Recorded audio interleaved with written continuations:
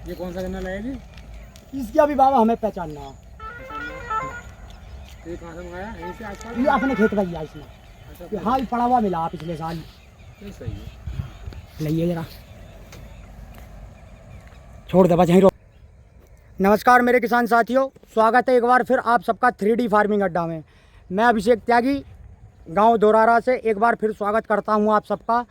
और आप सभी को शुभकामनाएं। गन्ना बुआई का सत्र चल रहा है, सीज़न चल रहा है और सभी कोशिश कर रहे हैं कि नए से नए बीज, महंगे से महंगे बीज भी मिल जाएं, तो कोई परेशानी वाली बात नहीं है। सभी कोशिश कर रहे हैं, चाहे कितना ही महंगा बीज हो, ला रहे हैं बहुत बहुत दूर से। हम भी गए हैं खोज में। साथियों,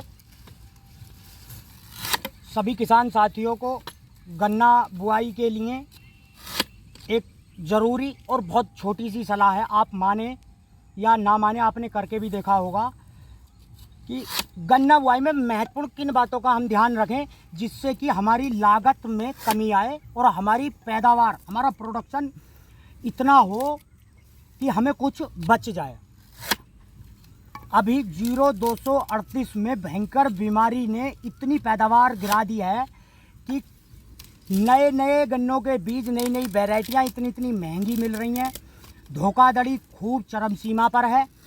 उसके बावजूद यदि हम एक हल्की सी छोटी सी भी पहल करने की कोशिश करें, मैं ये नहीं कहता कि मैं ये कह रहा हूँ, मैं भी फेल हो जाता हूँ कुछ चीज़ों में, आपसे सलाह चाहिए है, लेकिन फिर भी अगर यदि हम चाहें तो छोटी सी कोशिश करके देख सकते हैं। एक तो सबसे पहले सभी साथियों से निवेदन करूँगा कि साथियों, बीज को ज़्यादा ना डालें। बीज में दूरी बनाने के लिए सबसे पहले हमें क्या काम करना चाहिए कि गन्ने को बस साथियों आप ज़्यादा से ज़्यादा 2 बट का काटें। 2 बट के गन्ने की बुआई काफ़ी होती है। 3 बट का गन्ना अगर यदि हम काटते हैं, बहुत ज़्यादा बुआई हो, बीज डल जाता है। महंगे महंगे बीज हैं और नुकसान हो गया तो आप ऐसा समझो कि पट मारे जाओगे। अब यदि घर का खेत नहीं है, किराए का पानी है कुछ लोगों का, कुछ लोगों के पास ठेके के खेत भी हैं, फिर गायों से, जंगली जानवरों से भी रखाना है, दवाइयाँ महंगी इतनी है, रोग इतने होते हैं। यदि हम 2 आँख का भी गन्ना अगर रखते हैं तो आप ये देखिए, हमें 2 पौधे मिलने के लिए तैयार है, स्वस्थ आँखें। और कोशिश करें कि जो आँख स्वस्थ है उसे ही निकालें। यदि बीच में कोई ख़राब है तो उसे बड़ा ना करें, 1 आँख का कर लें, उसी को देखभाल ठीक से रखें। और गन्ना बुआई में जो मुख्य रूप से जो एक चीज़ और ध्यान देने योग्य होती है साथियों, अभी आपको दिखाई देता हूँ। बस एक छोटी छोटी इन 2-3 बातों का आप ध्यान रखें। 2-3 काम ये बहुत ज़रूरी हैं जो कि फ्री में ही कम से कम हमारी उत्पादन को काफ़ी हद तक बढ़ा देते हैं। आप देखिए साथियों, जैसे कि गन्ने की एक कैरेक्टरिस्टिक ये होती है, गन्ने की जो क्वालिटियाँ हैं कि एक आँख यहाँ होगी ऊपर की तरफ मुँह, एक आँख जस्ट इसके बिल्कुल यहाँ नहीं आएगी, जस्ट अपोजिट आती है दूसरी आँख नीचे। आप देखिए ये वाली। अब इसको अगर यदि हम बोते हैं, क्या कहते हैं कि आँख ऊपर की तरफ रखेंगे जल्दी से जर्मिनेशन आएगा। नहीं साथियों, जर्मिनेशन आएगा लेकिन नीचे वाली आँख तो आपकी बहुत ज़्यादा लेट हो जाएगी। इसलिए आप क्या करें, यदि 2 आँख का गन्ना बोते हैं, वैसे मैं 1 आँख के लिए रिकमेंड करूँगा, लेकिन इस समय नहीं, इस समय मार्च अप्रैल की बुआई में 2 आँख का गन्ना ही बोएं और उसे बीज उपचार हो सके तो कर लें। तो साथियों ये देखिए, इसकी जो आप देखिए आँख जो है, जो बड है, इसका मुँह जो साइड है, ये वाली साइड, ये हमेशा पूरब की तरफ होनी चाहिए। जिस भी दिशा में आपके यहाँ सूर्य निकलता है उस दिशा में ये होना चाहिए। इसका मुंह सूर्य की दिशा की तरफ कीजिए। और जो नीचे वाली आँख है, अब आपकी अगर आप ऐसे रखते हैं ऊपर की तरफ सूर्य की ओर मुँह करके ऐसे रखते हैं तो थोड़ा सा जर्मिनेशन इसका जल्दी आएगा, इसका बहुत लेट आएगा भी, नहीं भी आएगा कारण बस किसी।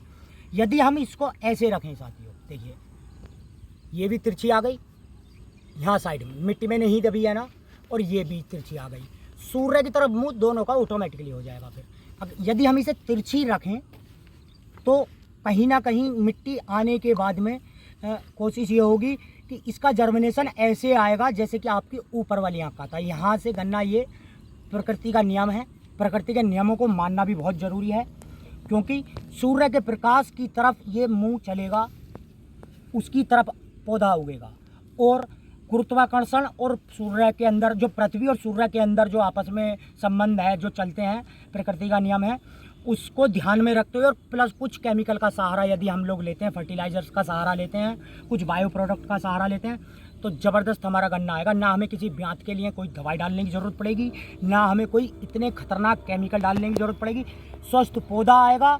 तो उसमें साथियों रोग भी कम आएंगे और उसी के साथ में हमारी प्रोडक्शन इतनी हाई हो जाएगी इस वजह से कि स्वस्थ कल्ले निकलेंगे, ज़्यादा फुटाव होगा, ज़्यादा ड्रिलिंग होगी, दवाइयाँ कम यूज करेंगी, यूरिया नाम मात्र का यूज करना पड़ेगा, नाइट्रोजन जरूरी तो है लेकिन सिर्फ इतनी जितनी आप दे सकते हैं, और कुछ जो मेन 5-6 पोषक तत्व हैं उनमें से भी दें। ध्यान रखें कि हम जो पोषक तत्व अभी डाल चुके हैं उन्हें दोबारा से रिपीट ना करें, कोशिश करें कि एक ही बार डाले जाएँ। तो धन्यवाद साथियों, मिलते हैं आगे की वीडियो में।